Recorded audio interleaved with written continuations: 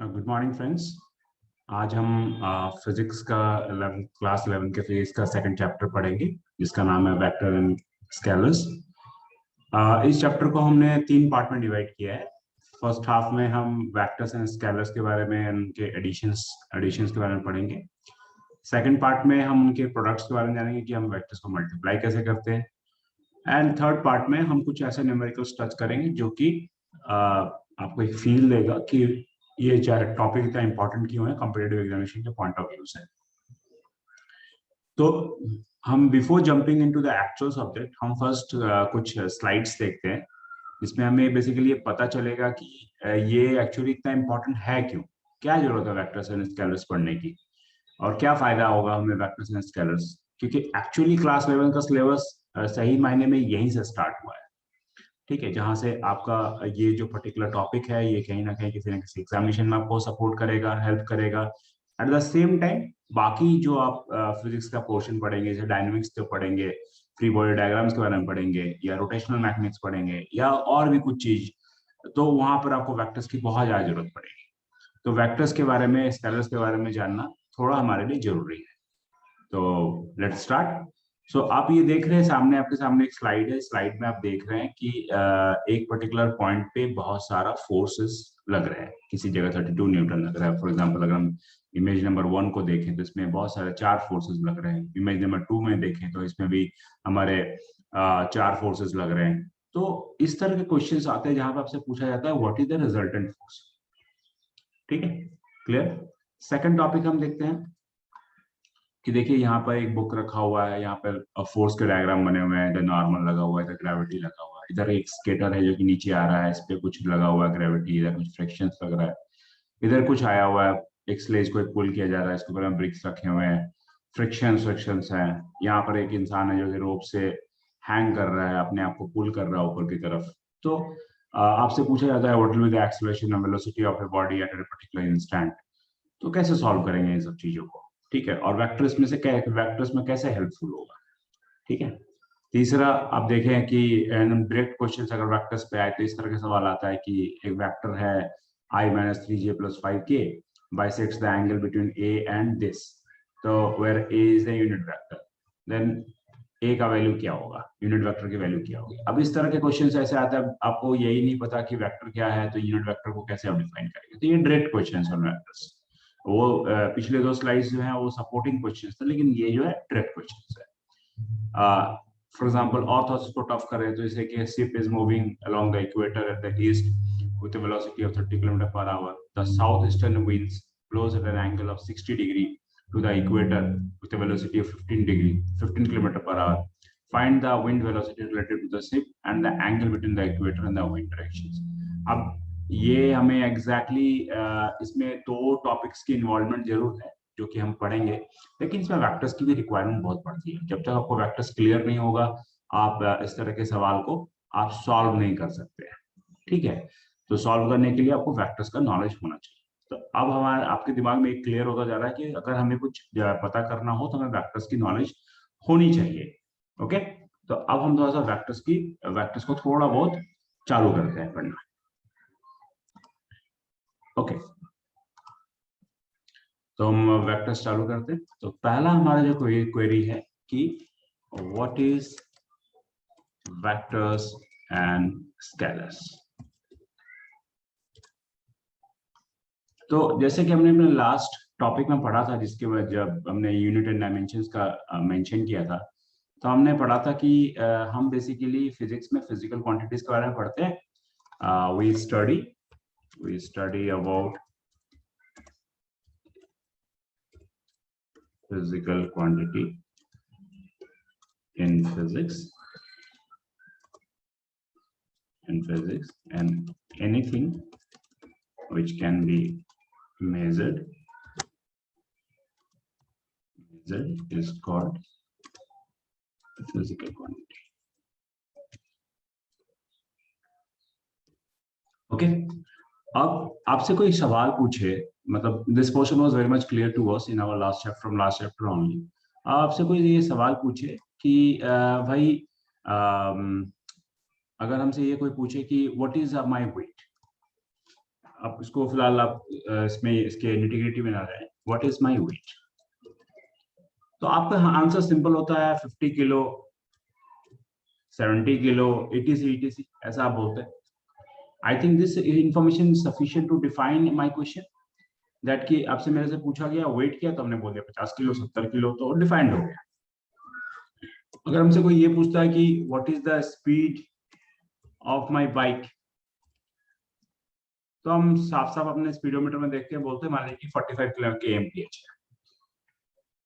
Okay, eight the same time से कोई ये पूछे कि भाई किधर जा रहे हो, where you are going for, where you are heading for, तो हम बोल सकते हैं टुवर्ड्स मॉल और shop, some particular shop.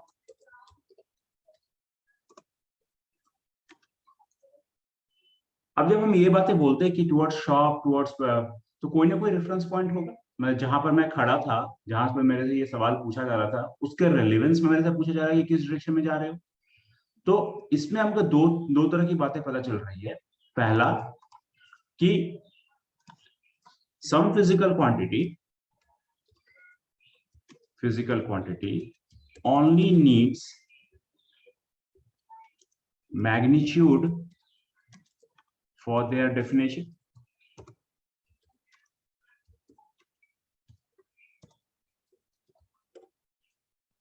and some need direction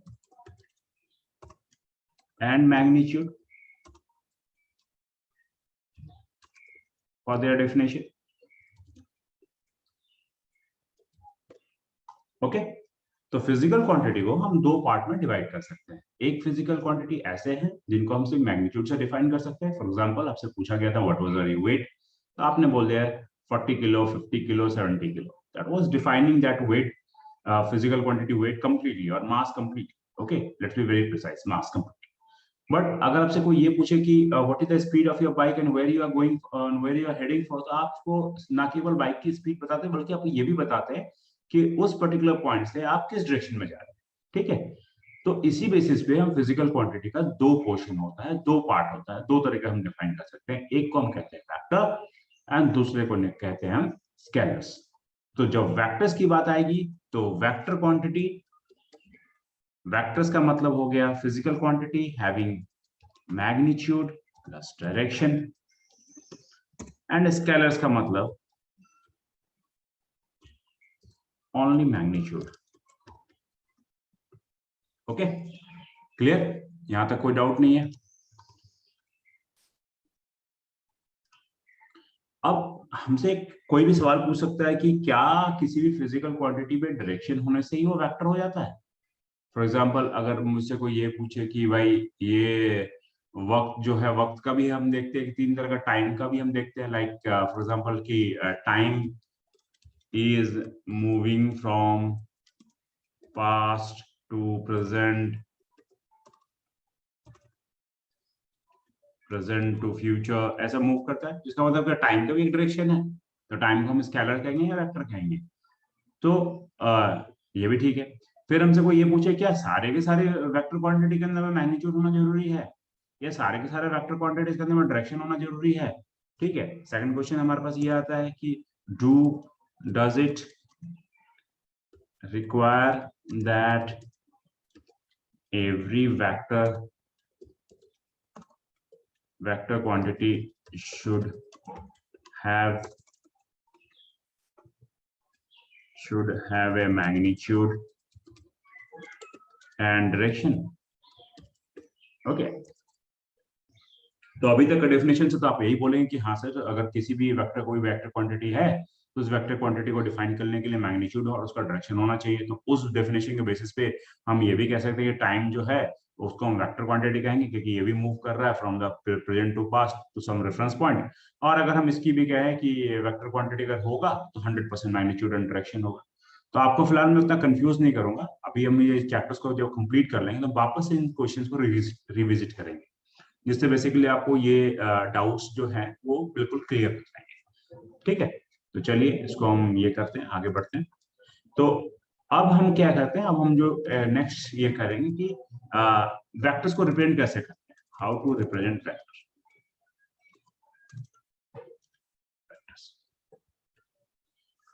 vectors को कैसे रिप्रेजेंट करेंगे? फॉर एग्जांपल मान लीजिए मैं पॉइंट ए पे था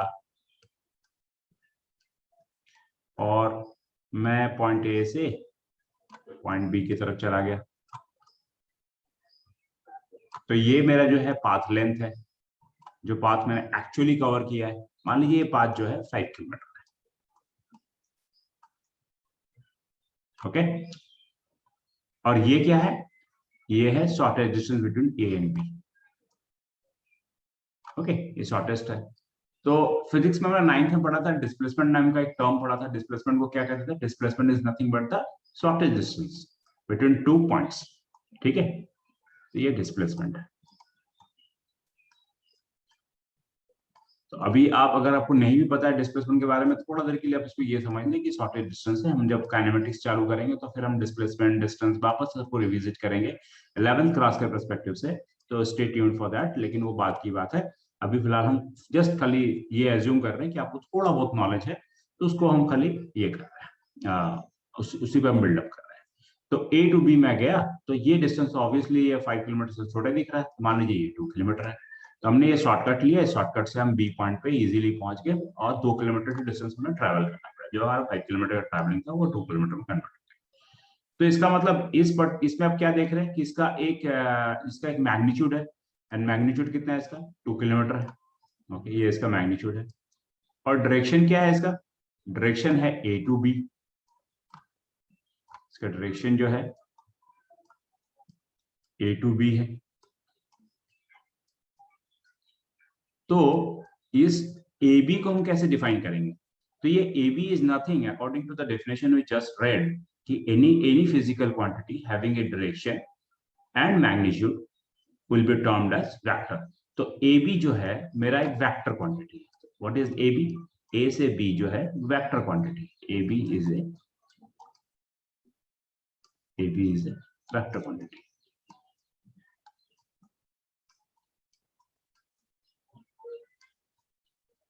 तो अब ए बी अगर वेक्टर, तो ए बी को डिफाइन कैसे करेंगे, कैसे रिप्रेजेंट कैसे करेंगे उसको, क्या पता चले कि हाँ ये ए बी को हम स्केलर नहीं कह रहे हैं, एक वेक्टर है।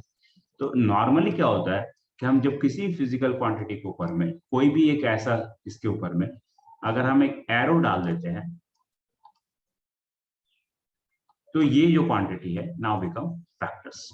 तो वेक्टर्स के लिए हम क्या कह सकते हैं कि to represent a vector, just put an arrow at the top of letter. Okay, like A B हमने लिया, ए बी को हमने एरो डाल दिया, तो ए बी क्या हो गया? हम अब किसी को बोलते, जब भी हम ऐसा लिखेंगे तो किसी को क्या पता चलेगा कि हम वेक्टर को स्पेसिफाई कर रहे हैं, ना कि स्केलर को कर रहे हैं। ठीक है, अच्छा। तो फिर इसमें ए बी में क्या इन्वॉल्व है? ए बी में इन्वॉल्व है एक मैग्नीट्यूड इन्वॉल्व है। तो ए बी के मैग्नीट्यूड को कैसे दिखाएंगे? तो ए बी के मैग्नीट्यूड को दिखाने के लिए हम क्या करेंगे? ए बी का एब्सोल्यूट वैल्यू को लेंगे।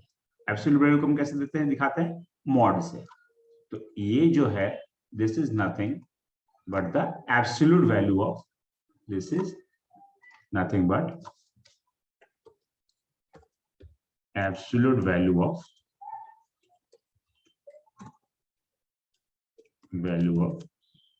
length AB or magnitude of vector AB। Clear? अब जो हम डायरेक्शन कह रहे हैं, यहां कह रहे हैं कि ए से बी की तरफ डायरेक्शन है। अब यहाँ पे ए से बी की तरफ डायरेक्शन हो सकता है, किसी जगह पे हो सकता है कि ईस्ट की तरफ हो, किसी जगह वेस्ट की तरफ हो, किसी की तरफ हो सकता है किसी एंगल पे हो। तो नॉर्मली हम डायरेक्शन को कैसे दिखाएंगे? तो नॉर्मली हम डायरेक्शन को, मान लीजिए एक जस्ट हम एक क्या बोलते हैं, एक बेंचमार्क रखते हैं कि अगर हमें डायरेक्शन दिखाना है, जिस डायरेक्शन को हम स्पेसिफाई नहीं कर सकते हैं कि वो डायरेक्शन स्पेसिफिकली किस डायरेक्शन पे है, like east west north south, तो हम डिफाइन कर सकते हैं। तो बोलने में आसानी है, तो हम बोल सकते हैं कि the man has travelled from A to B in the direction of east. चलिए ठीक है, लेकिन हर जगह तो ईस्ट एंड वेस्ट पॉसिबल नहीं होगा ना। समटाइम्स तो हमें ऐसा, सॉरी, समटाइम हमें कुछ ऐसा भी जगह आ सकता है जहां पर हमें डायरेक्शन स्पेसिफाइड नहीं हो और हमें इसको डिफाइन करना हो। तो हम जनरल नोटेशंस में बेसिकली डायरेक्शंस को ऐसे डिफाइन करते हैं, ए बी के ऊपर में एक कैप डाल दिया, इसको हम कैरेट बोलते हैं, और कैप भी बोल सकते हैं, ठीक है। तो ये बेसिकली हम जब लिखते हैं तो बेसिकली इसका मतलब होता है direction of vector A B, ये क्या है, डायरेक्शन। तो अब इसको हम वापस से रिफ्रेश करते हैं। तो किसी वेक्टर में क्या होता है, एक मैग्नीट्यूड होता है, एक डायरेक्शन होता है। तो मान लीजिए अगर ए बी वेक्टर लिखा हुआ है तो हम इसमें क्या क्या चीज एज्यूम करके चलेंगे कि इसके अंदर में एक मैग्नीट्यूड होगा एंड एक डायरेक्शन होगा। क्लियर? जब भी अब आगे से हम वेक्टर्स पूरे क्लास में पढ़ेंगे, बिना कुछ समझे हुए हम इस तरह की बात लिख सकते हैं कि ए बी, अगर if there is a vector, then this vector will have a magnitude, and magnitude will be defined by the absolute value of that vector, and there will be a direction which will be shown using like AB caret. Clear? Any doubt? I hope I'm absolutely clear over it.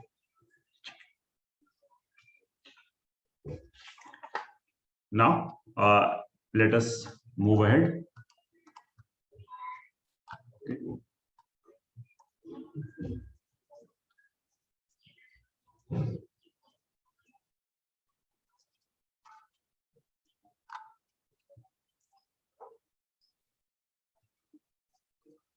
I'm just planning to buy and just writing down. Okay, now when it is clear to us, suppose this is a vector. This is O and this is E. And this is our vector A, suppose. तो ये vector A का, इसको हम कहते हैं tell, इसको कहते हैं हेड। ओके, अब ये टेल और हेड क्या जानना इतना जरूरी है?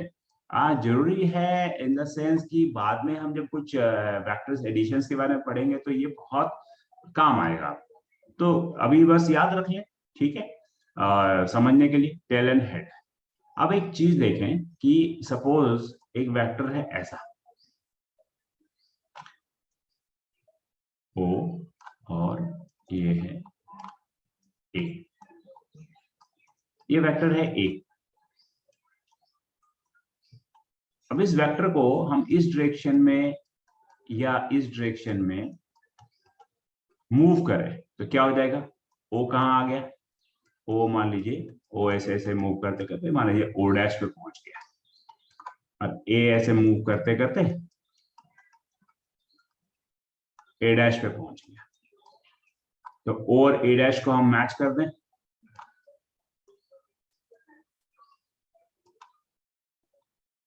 ओके, ये एक नया वेक्टर बन गया, मान लीजिए ए डैश। अब इमेज से देख के आप बताएं कि ए और ए डैश में क्या इक्वेशन है, what is the relationship between both this vectors, क्या रिलेशन है? तो कोई भी देख के मुझे बताएगा तो यही लगेगा कि भाई ओ और ए डैश का लेंथ तो बराबर है, तो लेंथ आर इक्वल, ठीक है। At the same time they are pointing in the same direction, there is no change in that. तो अगर हम ये कहें कि इसमें the vectors having same magnitude and direction, कोई डाउट है? तो इसका मतलब हम ऐसा लिख सकते हैं कि आइडियली ए जो है वो वेक्टर ए डैश के बराबर है, ठीक है, क्योंकि इसके मैग्नीट्यूड और डायरेक्शन दोनों बराबर है। तो इसको हम कहते हैं इक्विलिटी ऑफ वेक्टर्स। क्या कहते हैं? Equality of vectors. for two vectors to be same, their direction and magnitude has to be same. Clear? कोई डाउट है? ओके, नाउ एक चीज और है, ये इक्वल तो हो गई, इसका मतलब ये इक्वल क्यों हुई? क्योंकि मैंने ए को जब हमने शिफ्ट किया था तो जस्ट पैरेलली शिफ्ट किया था, है ना? अगर मान लीजिए मैं इस OA को ऐसे शिफ्ट कर देता, ऐसे घुमा देता, rather than उसको ट्विस्ट कर देता O के अबाउट, और इसको ऐसे कर देता, और ये A डैश हो गया, मान लीजिए ये A डैश हो गया, ये वेक्टर नया वेक्टर बन गया A डैश। अब क्या ये बराबर है? अब क्या ये बराबर है? नहीं। तो क्यों? क्योंकि मेरा पॉइंट O तो वहीं पे रह गया, लेकिन मैंने इसको ट्विस्ट कर दिया। तो इस केस में क्या है कि they have not shifted parallelly to themselves, so but they have been shifted from a point of a reference point, okay, around a reference point. In this case, if अगर हम इसको, चलिए इसको मैं ऐसा करता हूँ, इसको B डैश ले लेता हूँ, तो इसका मतलब B dash is not equal to A, right? क्यों? क्योंकि भले मैग्नीट्यूड बराबर है but direction is not same. तो यहाँ पे लॉ ऑफ इक्वलिटी या equalities of vectors is not applicable because magnitude and direction जो है मैच नहीं कर रहे हैं।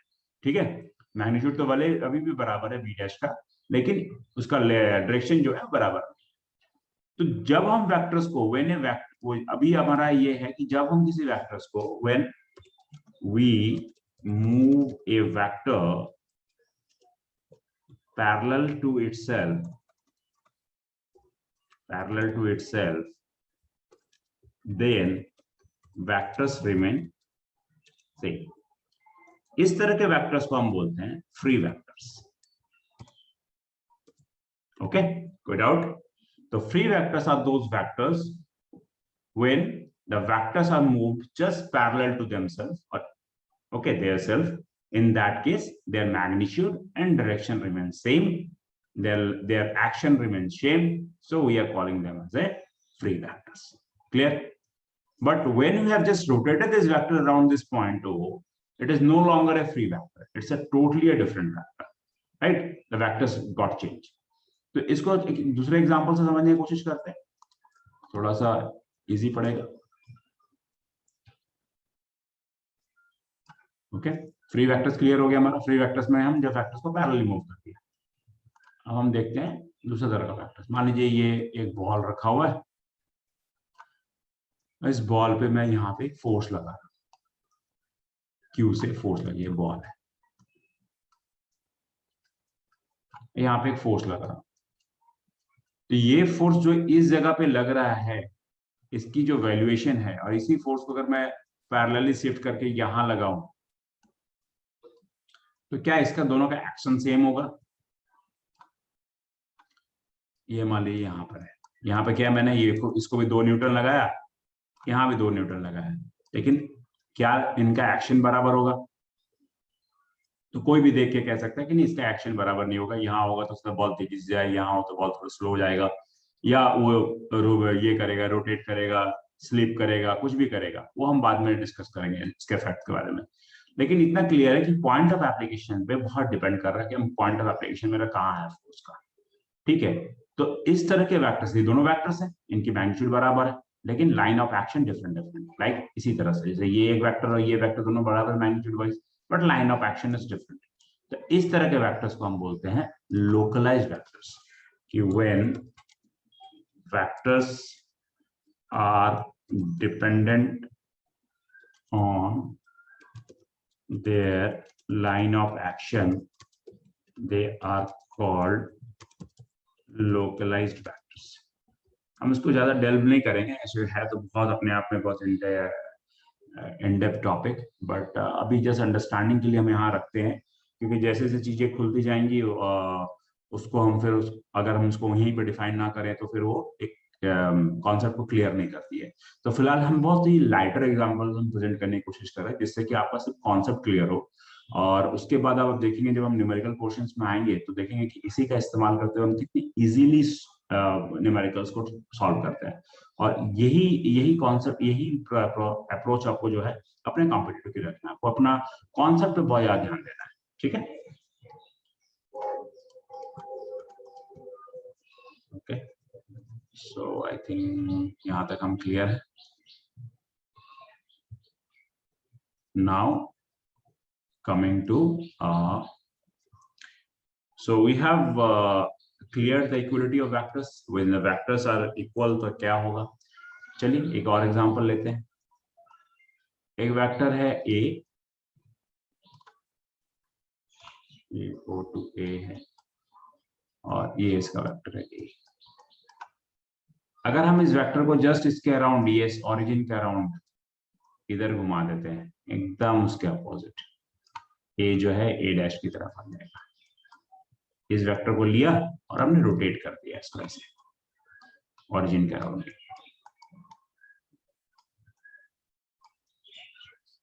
ओके, अब क्या होगा, ये जो नया वेक्टर बना है, मान लीजिए इसका हम नाम रखते हैं a डैश।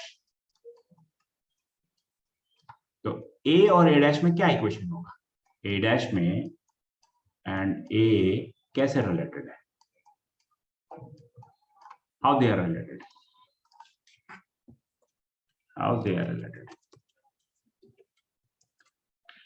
तो आपको देख के लग रहा है कि भाई a और a डैश में अंतर कुछ नहीं है, सिर्फ डायरेक्शन का अंतर है। a डैश जो है exactly opposite to the vector a है, that means magnitude wise they are same but direction wise they are opposite. तो इसका मतलब हम कह सकते हैं कि a डैश जो है, अगर a डैश को हम वापस से घुमा दे तो a डैश अगेन a बन जाएगा। हाँ, तो इसका मतलब ये क्लियर हो गया कि जो a डैश है is nothing but negative of a, क्योंकि a के अपोजिट है ये। क्लियर, तो इसको हम कहते हैं negative vectors. Negative vectors are nothing, negative vectors क्या है, negative vectors are the vectors, negative vectors are just a vector opposite to the original vector। ठीक है, क्लियर है, हमने इसमें कुछ भी चेंजेस नहीं किया, जस्ट a को इधर घुमा दिया। ठीक है, इसको अगर वापस इधर ले आएंगे तो a again a dash again a हो जाएगा, है ना। इधर रोटेट करें तो a डैश माइनस हो जा रहा है। ठीक है, क्यों माइनस प्लस करने की जरूरत पड़ रही है, बिकॉज हमारे लिए आपको पता होना चाहिए कि हम जब वेक्टर्स की बात कहते हैं तो हमारे लिए एक रेफरेंस पॉइंट हम तैयार करते हैं, जैसे रेफरेंस पॉइंट हमारा a है और इस डायरेक्शन को हमने अगर पॉजिटिव डायरेक्शन मान रखा है तो ये डायरेक्शन हमारा ऑब्वियसली नेगेटिव डायरेक्शन होगा। ठीक है, तो ये नेगेटिव एंड पॉजिटिव आपको सिर्फ ये बता रहा है कि ये इसके अपोजिट है। ये इसमें ऐसा कुछ नहीं कि नेगेटिव हो गया तो ये 2 हो गया तो इधर -2 हो गया, ऐसा कुछ नहीं है। एब्सोल्यूट वैल्यू वाइज तो दोनों सेम होगा, मान इसकी यूनिट अगर 2 यूनिट्स है तो ये भी 2 यूनिट्स होगी। लेकिन जस्ट चूंकि हमारा डायरेक्शन इन कंसर्न है, इसलिए हम बार बार इस टर्म्स में साइन का बहुत ज्यादा इस्तेमाल करेंगे। साइन का इस्तेमाल करने से आपको ये पता चलेगा कि इसका डायरेक्शन ऑफ ओरिएंटेशन क्या है। ओके, क्लियर, तो this is the negative vectors. अब हम इसको थोड़ा सा और आगे करते हैं। ठीक है, अभी तक तो क्लियर है यहाँ पे पूरा कॉन्सेप्ट।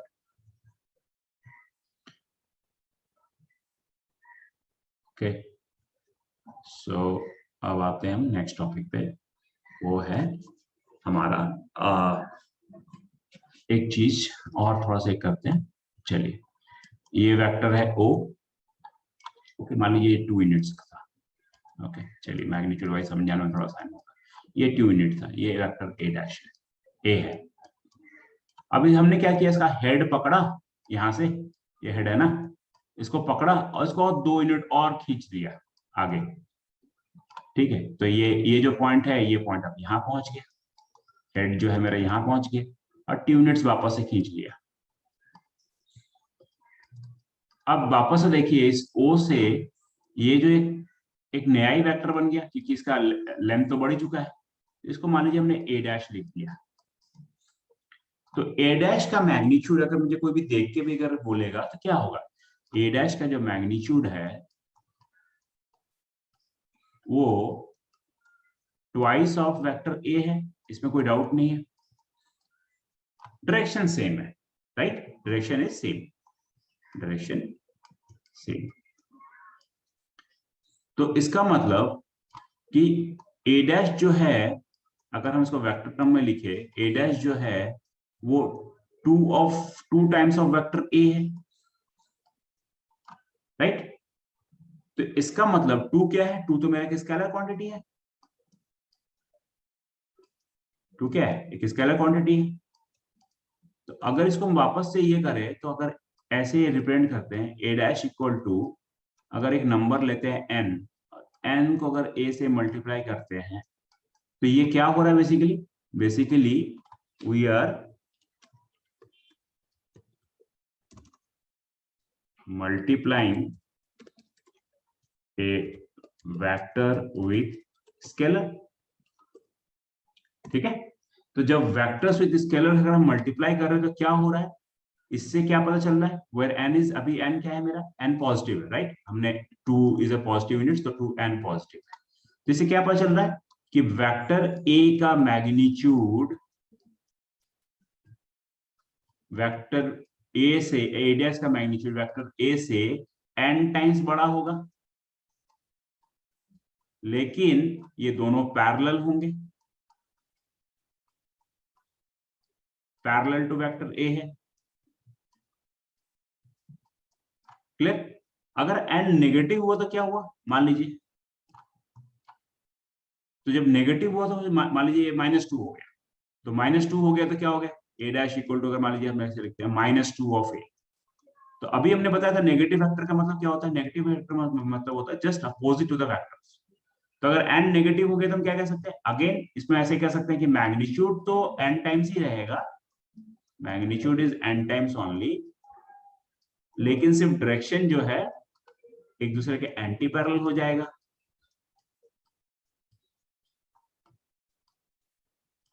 डायरेक्शन एक दूसरे के एंटी पैरेलल हो जाएगा, ठीक है। तो ये बहुत काम आता है, याद रखिएगा, बहुत सारा ऐसे जगह पे आपको ये वाला फिजिक्स में कहाँ इस्तेमाल होगा। तो हम एक चीज देखते हैं अपने पुराना इक्वेशन को पढ़ के, जैसे for example force equal to हम बोलते हैं मास इनटू एक्सेलरेशन। तो कोई आपसे पूछता है कि what is the direction of force, अगर हमसे यहाँ कोई पूछता है कि what is the direction of force, what is the direction of force, तो इसको देख के हम कह सकते हैं since acceleration is a vector quantity, और एक्सेलरेशन को हम मास से मल्टीप्लाई कर रहे हैं जो कि स्केलर क्वांटिटी है, तो इसका मतलब फोर्स और एक्सेलरेशन जो होगा हमेशा पैरेलल टू ईच अदर होगा, ठीक है। इसी कॉन्सेप्ट को बेसिकली ध्यान रखते हुए हम कह सकते हैं force is nothing but is in always in the parallel direction of acceleration. So this is how we are going to utilize the concept read in the vector in further chapters. Okay, clear?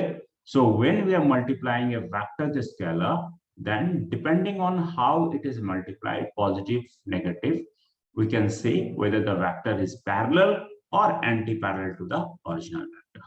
Clear? Okay. अब चलिए यहाँ पर तो हमने ये दिमाग लगा लिया कि भाई पॉजिटिव नेगेटिव दोनों से मल्टीप्लाई कर दिया, तो हमें वेक्टर के n टाइम्स बड़ा एक नया वेक्टर मिल गया था। अब एक बात बताएं, कोई तो मुझसे यही पूछ सकता है कि सर अगर n का वैल्यू 0 कर दे तो क्या होगा, n इक्वल टू 0 कर दे तो क्या होगा, तो a dash equal to, a dash का जो मैग्नीट्यूड होगा वो क्या होगा, 0 टाइम्स ऑफ a, जो कि निकलेगा क्या, 0। तो एक नया वेक्टर मिल गया जिसकी मैग्नीट्यूड 0 हो गई। तो अगर 0 हो गई तो अगर हम इसको ऐसे लिखें, ए डैश से वेक्टर फॉर्मेट में लिखे तो 0 इंटू ए हो गया, राइट। तो ये भी 0 हो गया। तो भाई ये कैसा वेक्टर आ गया जिसका मैग्नीट्यूड भी 0 हो गया, डायरेक्शन भी 0 हो गया, ठीक है। मतलब we are getting a vector having 0 magnitude and 0 direction, right? Clear? तो इस तरह के वेक्टर्स को बोलते हैं, this kind of vector is called null vectors. Clear?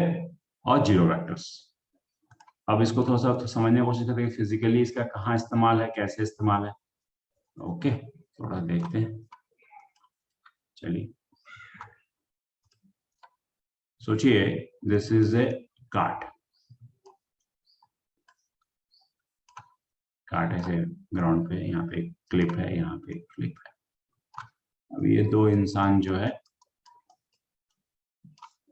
एक इंसान इधर है, एक इंसान इधर है।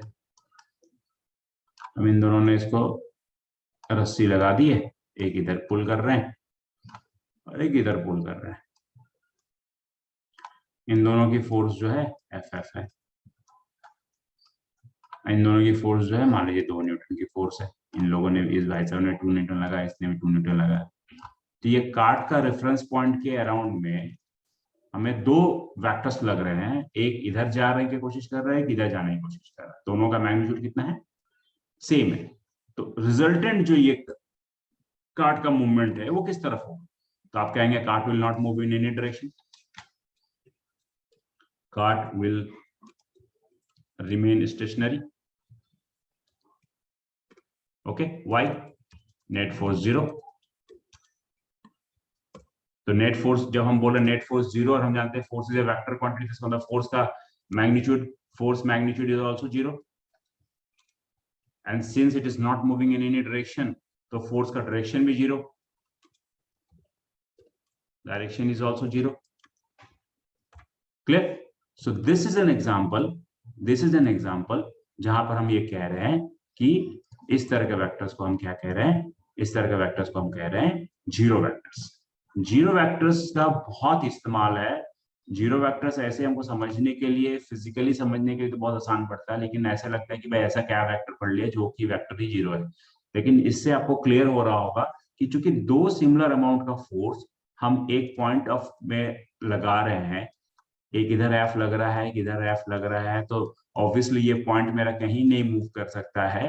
तो इसलिए मूव नहीं कर रहा है बिकॉज रिजल्टेंट फोर्स मेरा जीरो हो रहा है। एंड जब रिजल्टेंट फोर्स ही जीरो है तो ऑब्वियसली इसका कोई डायरेक्शन भी नहीं होगा, क्योंकि अगर डायरेक्शन होता तो उस तरफ वो मूव कर जाती। तो इसका मतलब ये ओवरऑल जो है as an example of a zero vector. तो अगर आपको कोई वेक्टर दे और उस वेक्टर को बोले कि भाई इसको जीरो वेक्टर से ऐड करो, a प्लस 0 को ऐड करो, क्या निकलेगा? वही सिमिलर a निकलेगा।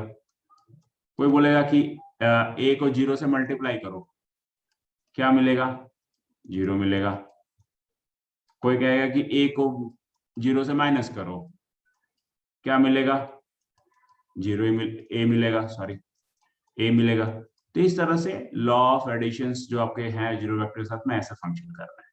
ठीक है, इसको आप ध्यान में रखेंगे, ये आपका आने वाला टाइम में काम आएगा। ओके, तो हम इसको आगे बढ़ते हैं। अब इसको जीरो वेक्टर्स हमारा क्लियर हो गया। क्लियर? ओके, हम तेजी से वेक्टर्स एडिशन की तरफ धीरे धीरे बढ़ रहे हैं, आपको देख के लग ही रहा होगा, क्योंकि वेक्टर एडिशंस तक ही हम इस पर्टिकुलर वीडियो को रखेंगे, अदरवाइज वीडियो बहुत ही लेंथी हो जाएगा और फिर आपको बार बार पॉज करके समझना पड़ेगा, रिवाइंड करना पड़ेगा। इसलिए मैं सोच रहा था कि इसको 3 पार्ट में बनाऊं, और यही मकसद है कि हम सिर्फ पहला पार्ट में सिर्फ एडिशन तक पहुंच रहे हैं। अभी फिलहाल इस पार्ट में हम कोई न्यूमेरिकल टच नहीं कर रहे हैं, मोस्टली न्यूमेरिकल टच करेंगे अपने तीसरे पार्ट में। ठीक है, लेकिन तब तक के लिए ये। अब आते हैं हम लोग वेक्टर्स एडिशंस के बारे में। Additions of vectors, addition of vectors. Now addition of vectors के बारे में थोड़ा सा हम पढ़े, एडिशन ऑफ वेक्टर्स के बारे में पढ़े। Okay, so suppose that there is a vector A, this is vector A, and there is a vector B, ये वेक्टर B है। अब हमसे मुझे कोई कहता है कि A और B को ऐड करो, तो भाई A और B को मान लीजिए ये 2 यूनिट्स है, ये 4 यूनिट्स है, ठीक है। तो ऐड कैसे करें? पहला बात तो ये क्लियर है, कैसे ऐड करें? तो अगर इसको तोड़े ऐसे कि A का तो मैग्नीट्यूड 2 है, इसका डायरेक्शन कोई आर्बिट्ररी A के डायरेक्शन पे होगा। चलिए, B का जो है मैग्नीट्यूड 4 है और इसका डायरेक्शन कहीं B की तरफ होगा। तो अगर हम A प्लस B को जोड़े, A प्लस B को जोड़ दें या ऐड करें, तो इसको तो ऐसे लिख सकते हैं 2A, जहाँ A कैरेट जो है A का डायरेक्शन है, B कैरेट जो है B का डायरेक्शन है। तो इन दोनों कैसे जोड़ो, क्या लिख दे 6a+b?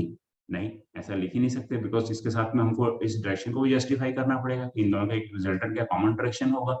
ठीक है, तो इस तरह का एडिशंस को, वेक्टर एडिशंस को, अगर ये स्केलर क्वांटिटी तो सिंपली हम करते 2 + 4 कर देते, 6 कर देते, लेकिन चूंकि ये वेक्टर एडिशंस है, तो वेक्टर एडिशंस में हमें उसका डायरेक्शंस को भी ऐड करने का तरीका पता होना चाहिए।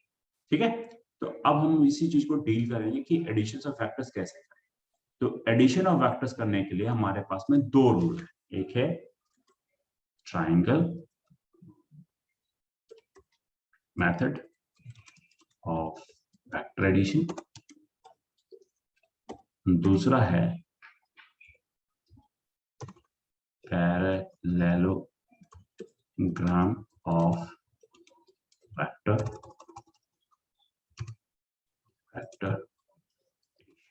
ओके।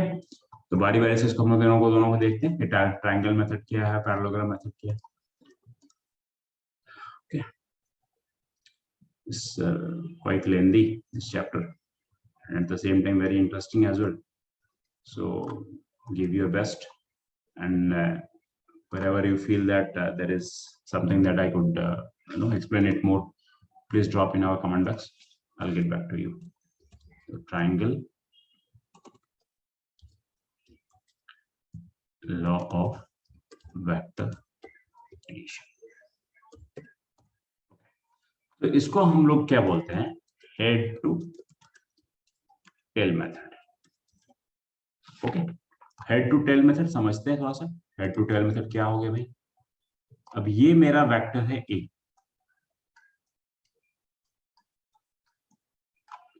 और ये वेक्टर है बी।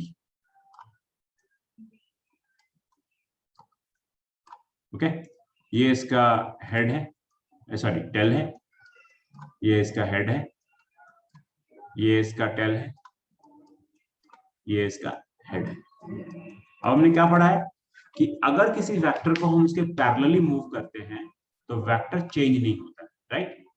तो अगर हम इस बी को ऐसे मूव करें पैरेलल, इसके पैरेलल, तो ये टी पॉइंट जो है यहां आ जाएगा, तो ये बी बन जाएगा। अगर इसको हम इस डायरेक्शन में मूव करें तो, क्योंकि बी एक फ्री वेक्टर है, इसको हमने यहां से हम मूव कर दिए।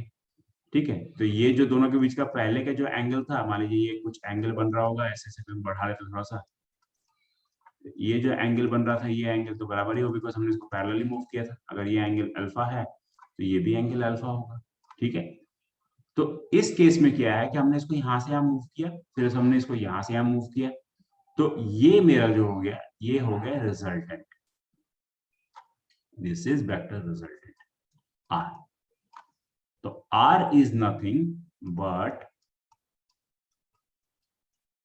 a plus B.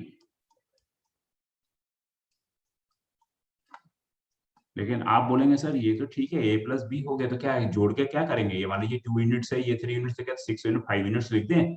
नहीं नहीं, 5 यूनिट्स नहीं लिख सकते, क्योंकि आप देख रहे हैं यहाँ पे एंगल भी इन्वॉल्व है ना, तो आप इसको डायरेक्टली नहीं जोड़ सकते। तो हम उसको बता रहे हैं कि इसको अगर अरिथमेटिक कैलकुलेशन करना है तो कैसे करना पड़ेगा, लेकिन फिलहाल आप सिर्फ समझिए कि ये हेड टू टेल मेथड्स क्या होता है। So what you have done over here, again revisit it. There is in two vectors a and b in space in plane. अब हमने क्या किया, b is a free vector, तो b को हमने क्या किया, उसके पैरेलली मूव कर दिया और यहाँ लेके आ गए, यहाँ लेके आ गए a के हेड के ऊपर में, इन दोनों को जोड़ दिया, ये ट्रायंगल कंप्लीट हो गया। इस ट्रायंगल का जो हाइपोटेन्यूज है, मान लीजिए जो बिगर लेंथ है, जो दो के लास्ट में दोनों को जोड़ रहा है, उन दोनों को हमने क्या किया, रिजल्टेंट कह दिया। तो आप कह सकते हैं सर हम क्या ए को नहीं मूव कर सकते? बिल्कुल कर सकते हैं, ए को मूव कर सकते हैं। तो अगर ये मेरा बी वेक्टर है और हम ए को इधर से ऐसे ऐसे लेके जा रहे हैं यहाँ पे, और ए को हमने यहाँ पे चिपका दिया, तो ये जो है टेल और इस हेड को हमने ऐड कर दिया है, तो ये रिजल्टेंट हो गया। तो रिजल्टेंट इक्वल टू हो गया बी प्लस ए।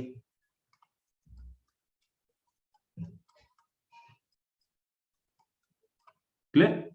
तो चाहे a प्लस बी लिखें या b प्लस ए लिखें, दोनों बराबर ही है। A plus B is equal to B plus A, law of commutative आपने पढ़ा होगा, बराबर है। इसको हम क्या कहते थे, लॉ ऑफ कम्यूटेटिव, ठीक है, ये बराबर है। ओके, कम्यूटेशन लॉ इसको बोलते हैं। ओके, चलिए अब आगे हम बढ़ते हैं, थोड़ा सा दूसरे पे आते हैं। ये क्लियर है यहाँ पे, हम एग्जैक्ट हम आप डोंट वरी, अगर अभी आपको इसमें समझ में दिक्कत हो रही है तो आपको बहुत एक इजी तरीके से हम बताएंगे, जिसमें क्या है कि जब हम न्यूमेरिकल्स पिकअप करेंगे तो आपको ज़्यादा अंडरस्टैंडिंग क्लियर हो जाएगी, ठीक है। लेकिन फिलहाल आपको ये समझ में आ गया कि how it is head to tail method, we are just moving the head of one vector to the tail of other and finally joining the remaining two branch to find out its resultant. Okay, अब हम दूसरा बढ़ते हैं, एक और चीज पढ़ते हैं, थोड़ा सा उसको थोड़ा जानना जरूरी है, क्योंकि जब तक हम वो जानेंगे नहीं हमें क्लियर नहीं होगा।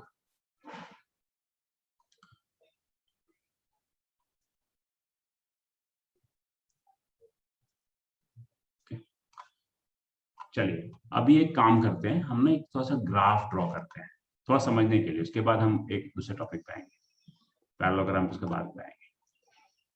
ये मान लीजिए हमारा कार्टेशियन कोऑर्डिनेट सिस्टम है, ये एक्स एक्सिस है हमारा, और ये एक्स एक्सिस है, ये वाई एक्सिस है, ये वाई डैश एक्सिस है। ओके, मान लीजिए इस डायरेक्शन को हम एज ए पॉजिटिव डायरेक्शन मान रहे हैं, इस डायरेक्शन को हम पॉजिटिव डायरेक्शन मान रहे हैं, मतलब जितना भी क्वांटिटी मेजर करेंगे सब इधर इधर पॉजिटिव होगा, इधर नेगेटिव होगा, इधर पॉजिटिव होगा, इधर नेगेटिव होगा, इसको ही पॉजिटिव मानते हैं, ठीक है। ये वाई पॉजिटिव मान लीजिए। ओके, ये ऑरिजिन है मेरा।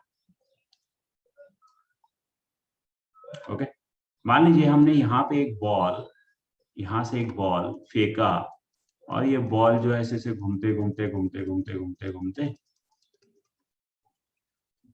ये बॉल यहाँ गिर गया।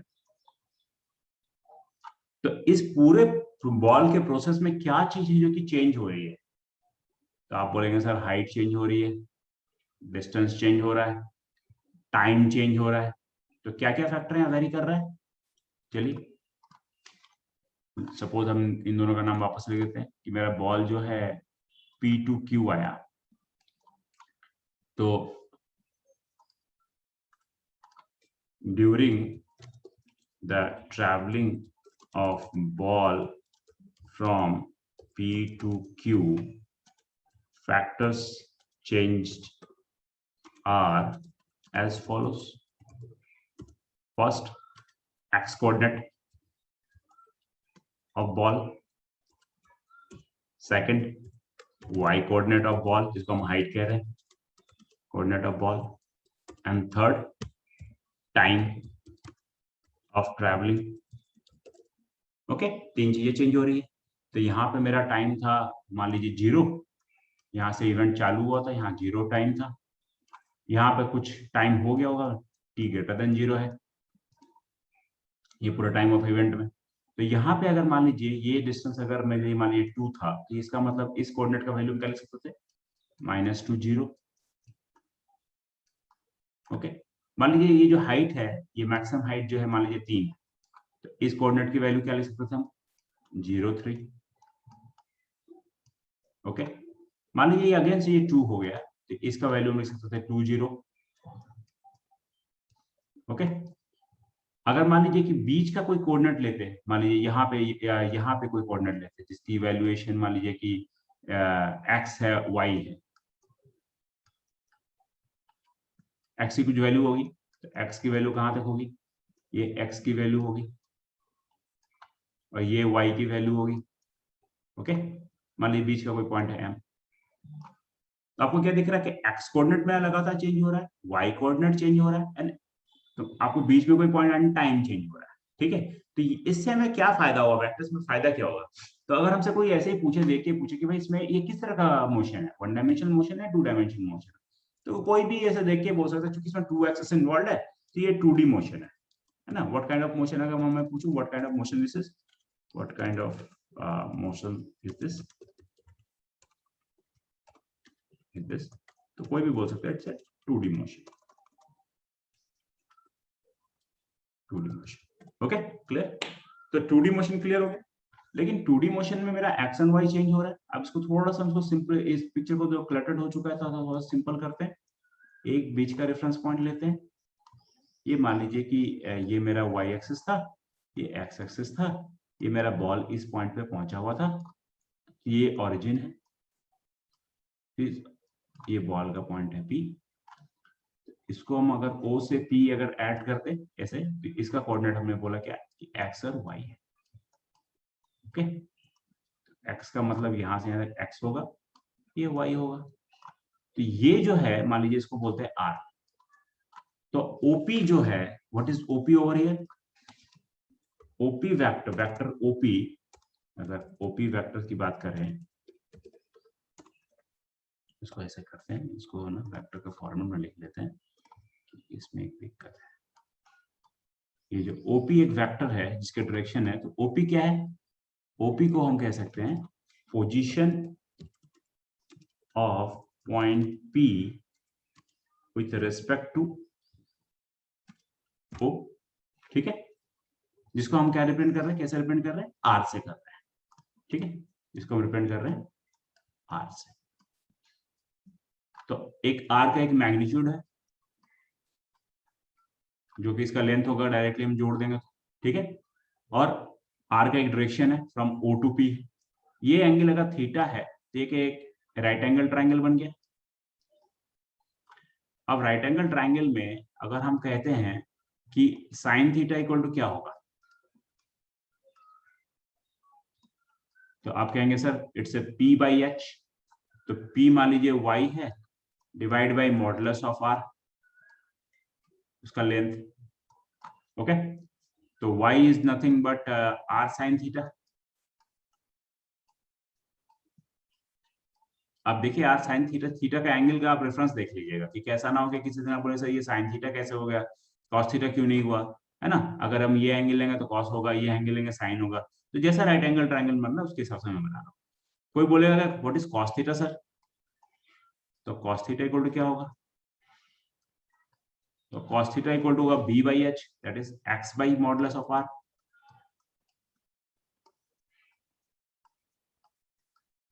तो ये हो जाएगा x is nothing but r cos theta. Okay, इसको आप ध्यान में रखें। तो ये जो चीज है ये बहुत इंपॉर्टेंट है। किस लिए इंपॉर्टेंट है? आप देखिए इसको हम बोलते क्या है, ये y equal to R sine theta कर दिया हमने, ये वाला r साइन थीटा कर दिया, ये r cos थीटा कर दिया, ये है क्या basically? Basically, it is nothing but the projection of R in the vertical direction and projection of R in the horizontal direction. Otherwise, other sense में, it's a component of R in y direction or component of R in the x direction. So what is this? These two terms को हम लोग क्या बोल सकते हैं? ये जो दोनों टर्म हमने यहाँ मेंशन किए, इन दोनों टर्म को बोल क्या सकते हैं? These are component of position vector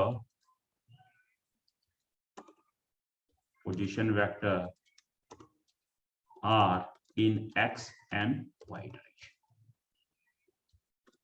Clear? This is very important. इसको आप ध्यान में रखिएगा, ये अभी आने वाले टाइम में आपको बहुत ज्यादा काम आएगा। तो मैं इतना पोर्शन को इरेज नहीं करता हूँ, इसको इरेज कर दे रहा हूँ। I think I am clear. ठीक है, तो आप याद रखिए ये थीटा एंगल जो है, थीटा एंगल हमने यहाँ से यहाँ मेजर किया। अगर मान लीजिए कोई आदमी इसको ऐसे मेजर करता है कि ये नहीं मैं ये एंगल लूंगा, ये एंगल नहीं लूंगा, ये लूंगा, तो हमारा राइट एंगल ट्रायंगल ऐसे बनेगा। फिर तो अगर हमारा राइट एंगल ट्रायंगल ऐसे बनेगा तो एक्स एंड वाई की वैल्यूएशन चेंज हो जाएगी, लेकिन फिर एंगल ये रहेगा। ओके, अल्फा रहेगा ना कि थीटा रहेगा। ठीक है, तो it's a very simple based on that basic trigonometry kind of thing. I think it is not creating a big, because sin theta equal to perpendicular by hypotenuse. The perpendicular is this, hypotenuse is this. The perpendicular by hypotenuse. Cos theta is the base by hypotenuse, the base by hypotenuse. So these are x and y. Valuation of x and y. अगर एक instant में इसका coordinate निकालना हो तो हम easily इसका coordinate निकाल सकते हैं। कोई डाउट नहीं है? क्लियर है? ओके, आगे बढ़ते हैं।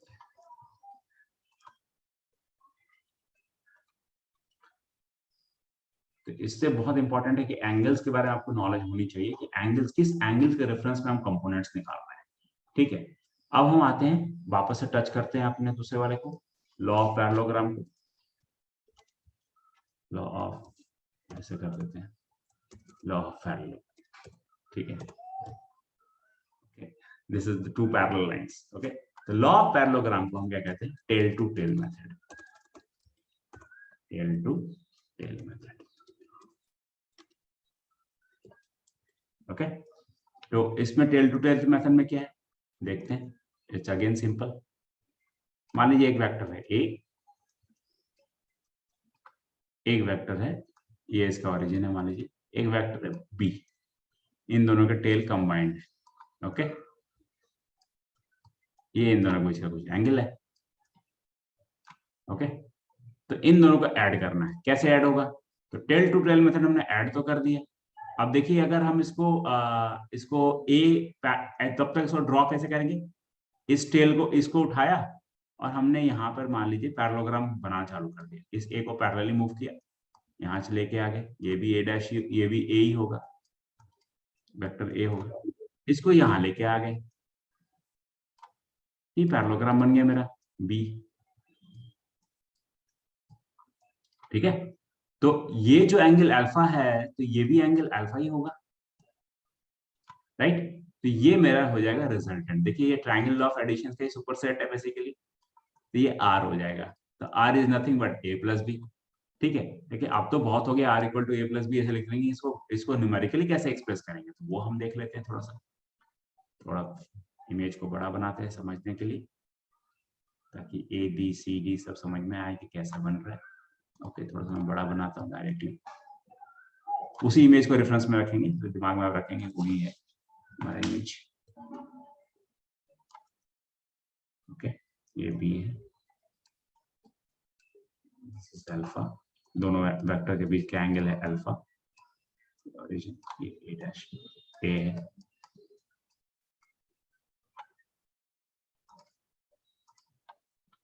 ओके। अब हमने पैरेललोग्राम कंप्लीट किया, ये मेरा ए ही है, ठीक है, और ये बी है, ये बी है। तो लॉ ऑफ पैरेललोग्राम के हिसाब से ये दोनों एंगल, ये दोनों लाइंस तो पैरेलल्स है, तो ये एंगल ही बराबर होगा, ये भी अल्फा होगा, ठीक है। अब यहाँ पे अगर हम एक एक्सटेंशन ले लें, ऐसे ऐसे ऐसे एक एक्सटेंशन ले लें, सोचिए ये लाइन है पी, तो ये ओ, ये मान लीजिए इसको कर देते हैं ए, ये है पी, ये है क्यू, तो मेरा पैरेललोग्राम बन गया ओ ए पी क्यू। अब इस ओ ए पी क्यू में अगर मान लीजिए इसको एक ड्रॉप करके एक राइट एंगल ट्राइंगल बना देते हैं, तो ये पी एन हो गया, पी एन इज एक्सटेंशन, तो ये राइट एंगल ट्राइंगल हो गया। तो अगर हम इसी को अभी इस्तेमाल करें, ये अल्फा है, तो ये मेरा यहां से यहां तक ए एन होगा क्या? A N nothing but B cos alpha, A N जो होगा वो मेरा बी कॉस अल्फा होगा। देख लीजिए राइट एंगल ट्राइंगल है, तो ये परपेंडिकुलर है, ये बेस है, ये हाइपोटेन्यूज है, तो बेस हमें निकालना है, तो हम ए एन जो है, ए एन बेस की तरफ है, तो बेस जो है वो हमेशा ये वाला होगा, तो ये हो गया बी कॉस अल्फा, मैंने magnitude of B cos alpha, इसलिए मैग्नीट्यूड को हटा रहा हूं मैं, जस्ट ओनली पी लिखता हूं। अच्छा, पी एन क्या होगा? पी एन फिर परपेंडिकुलर की तरफ है, इसको हम लिख सकते हैं बी साइन अल्फा, ओके। अब मेरा रिजल्टेंट कौन सा था? Resultant is the diagonal of this parallelogram, ये आर था। तो अब आर को इस राइट एंगल ट्राइंगल में हम देखें, ओपीएन, ट्राइंगल ओपीएन में, ट्राइंगल ओपीएन में पीएन तो परपेंडिकुलर है, और ओएन जो है मेरा क्या है? ओएन मेरा बेस है, तो पाइथागोरस थ्योरम से क्या होगा? आर स्क्वायर इक्वल टू क्या होगा? P N square plus O N square. तो पी एन क्या है मेरा? P N is B square sine square alpha,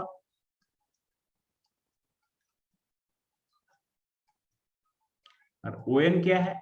O N is nothing but O A plus A N, मतलब O ए तो ए है, plus A N जो है मेरा बी कॉस अल्फा है।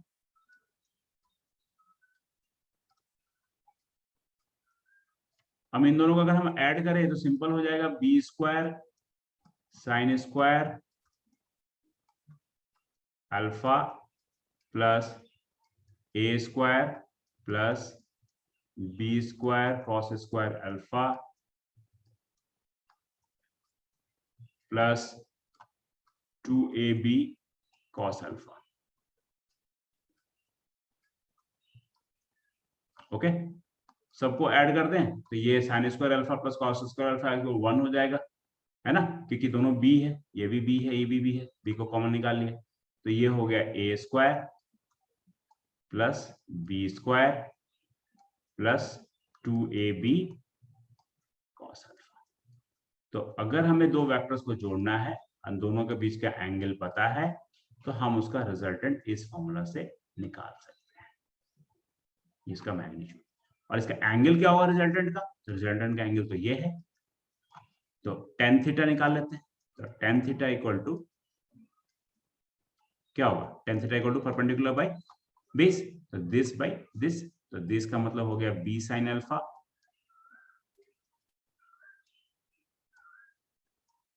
Alpha by a plus b cos alpha.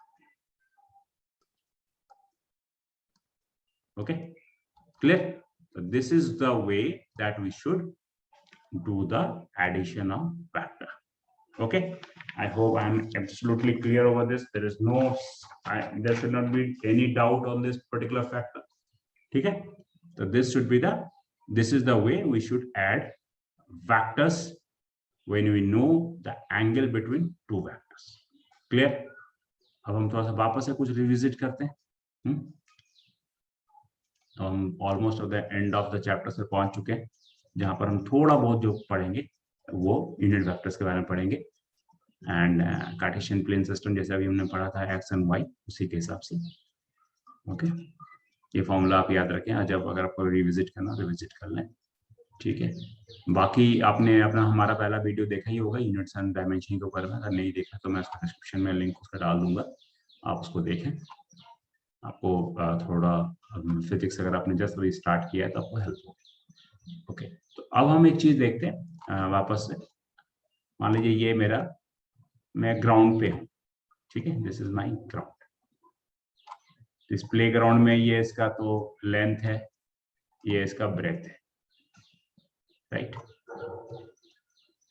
अब मैं क्या कर रहा हूँ, यहां से इस कॉर्नर से मैं एक पतंग उड़ा रहा हूँ, तो पतंग उड़ रहा है, ठीक है, ये मेरी काइट उड़ रही है।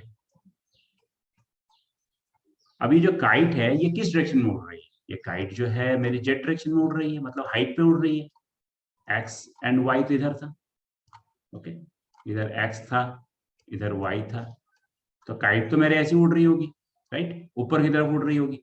तो इसका मतलब इसका अगर मुझे कोऑर्डिनेट निकालना पड़े तो कुछ एक्स के रेफरेंस में कुछ कोऑर्डिनेट होगा, कुछ ब्रेथ के रेफरेंस में कुछ कोऑर्डिनेट होगा कि कितने डिस्टेंस पे है, और कुछ हाइट के रेफरेंस में होगा। तो अगर हम इस पोजीशन वेक्टर आर को अगर एक्सप्रेस करें तो हम क्या लिख सकते हैं कि एक्स कुछ होगा कोऑर्डिनेट, मतलब मान लीजिए कि इसको हम एक्स लिखते हैं, तो x in the direction of x direction, ये एक्स है मान लीजिए, ये वाई है, ठीक है, ये एक्स डायरेक्शन की तरफ है।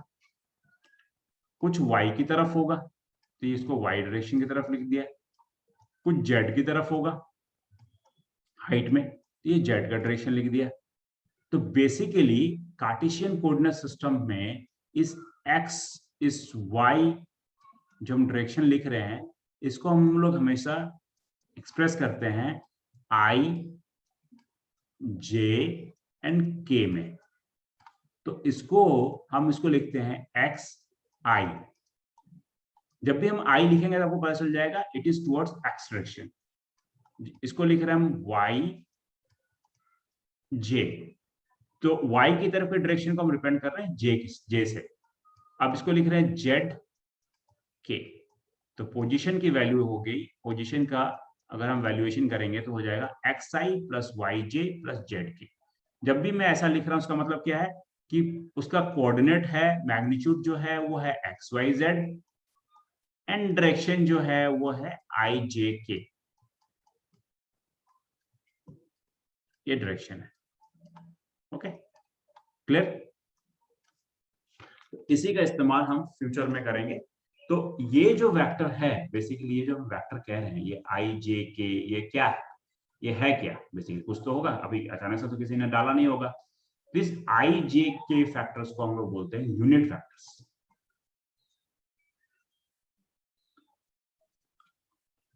ओके, अभी ये यूनिट वेक्टर होता है Cartesian X Y Z coordinate system, है ना। अब थोड़ा सा यूनिट वेक्टर पढ़ते हैं, ये हमारा लास्ट टॉपिक है, फिर उसको हम ये करेंगे। तो ये यूनिट वेक्टर है। तो यूनिट वेक्टर्स क्या होता है? तो unit vectors having magnitude 1 and direction, and only having direction.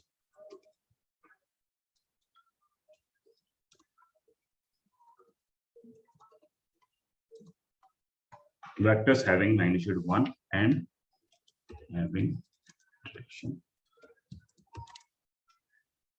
ठीक है, अभी इसको थोड़ा समझने के लिए हम इसको ऐसा कर लेते हैं कि ये हमने अभी तक हमने पढ़ा था कि a इक्वल टू, जब हम a वेक्टर लिखते हैं तो बेसिकली हम लिखते हैं क्या है कि वो a का मैग्नीट्यूड होता है और उसका डायरेक्शन होता है। ओके, तो अगर मुझे डायरेक्शन, अगर मैग्नीट्यूड को 1 करना है, इफ यू आर वन, हम क्या कह रहे हैं कि हम यूनिट वेक्टर पढ़ रहे हैं, तो यूनिट वेक्टर का मतलब क्या कह रहे हैं कि ऐसा वेक्टर जिसका मैग्नीट्यूड मेरा क्या हो, 1 हो। ठीक है, तो मैग्नीट्यूड 1 है और उसका डायरेक्शंस होगा ओनली। तो डायरेक्शंस अगर होगा तो डायरेक्शन किधर होगा, किस तरफ को डायरेक्शन होगा। ठीक है, तो अगर हमें अगर यूनिट वेक्टर्स को अगर इसी फॉर्मेट में पढ़ना हो तो हम इसको कैसे कर सकते हैं? तो इसका यूनिट तो कुछ नहीं होना चाहिए। तो यूनिट कब कुछ नहीं होगा, जब वो अपने आप में डिवाइड हो जाएगा। ठीक है, तो इसका पर्पस क्या है? इसका purpose just to describe a direction in the space है, इसके अलावा कुछ नहीं है। ओके, तो अब इसको हम अगर लिखे, इसी इक्वेशन को आगे बढ़ाएं, तो इसको अगर लिखते हैं, ये डायरेक्शन बता रहा है अपना, तो डायरेक्शन बताने के लिए क्या करना पड़ रहा है मेरे को, ए से मॉड ए को डिवाइड करना पड़ रहा है।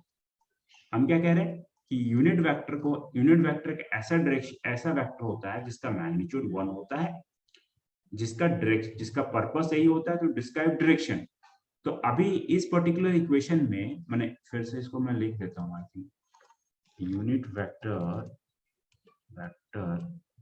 is just needed to describe the direction. तो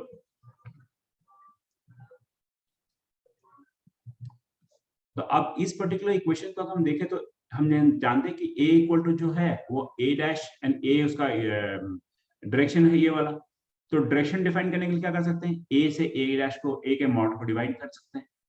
तो जब भी हम ऐसा करेंगे तो this is the formula of unit vector. जब भी आपको कोई यूनिट वेक्टर निकालने के लिए बोले तो आप क्या कर सकते हैं, वेक्टर a से, उस वेक्टर से उसके मैग्नीट्यूड को आप डिवाइड करते हैं। ठीक है, तो ये बहुत इंपॉर्टेंट है, इसको आप ध्यान में रखेंगे। ठीक है, न्यूमेरिकल जब मैं बताऊंगा तब आपको इसमें बहुत हेल्प होगी, आपको समझने में आसानी होगी कि यूनिट वेक्टर्स को मैं कैसे एक्सप्रेस कर रहे हैं, क्या एक्सप्रेस कर रहे हैं। ओके, क्लियर है, कोई डाउट नहीं है। And this are for the Cartesian system कि अगर एक्स वाई जेड में गए तो एक्स वाई जेड में इसी कार्टेशियन सिस्टम को हम बेसिकली आई जे के से हम इसको डिनोट कर रहे हैं। आई जे के इज नथिंग बट, जब भी मैं आई जे के बोलूँ तो अपने दिमाग में क्या रहना चाहिए कि आई जे के क्या हो गया, आई जे के is nothing but the direction in the x direction. अगर जे बोलूँ तो वाई डायरेक्शन, एंड के बोलूँ तो के डायरेक्शन है।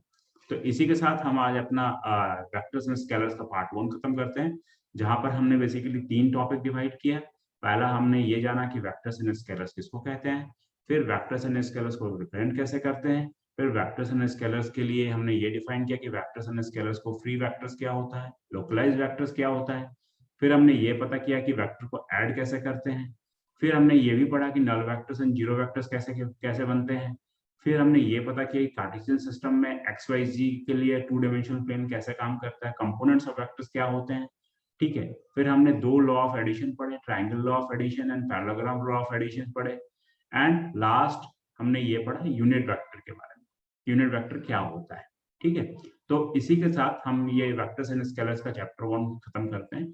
अभी जो नेक्स्ट चैप्टर में हम पढ़ेंगे वो हम पढ़ेंगे वेक्टर्स के मल्टीप्लिकेशन के बारे में, क्योंकि ये सब्जेक्ट अपने आप में बहुत बड़ा हो जाएगा अगर हम इसको आज ही कंटिन्यू करें तो, इसलिए we are taking a break. And hopefully by third chapter, when we'll start the numerical over it, we'll pick up some of the best of the numericals so that it will clear your concept thoroughly. अभी हमने जो आपको just theory portion बताया है, इसका जो application है मैं एक दिन पूरा एप्लीकेशन ही बताऊंगा, हर एक को उठा के हर एक के एक एग्जांपल्स उठा के आपको बताऊंगा ताकि आपके कॉन्सेप्ट और ज्यादा सॉलिड हो जाए. ठीक है, तो thanks for joining our channel, and if you have not, kindly subscribe and please pass on to the needy students who are waiting for some good quality material.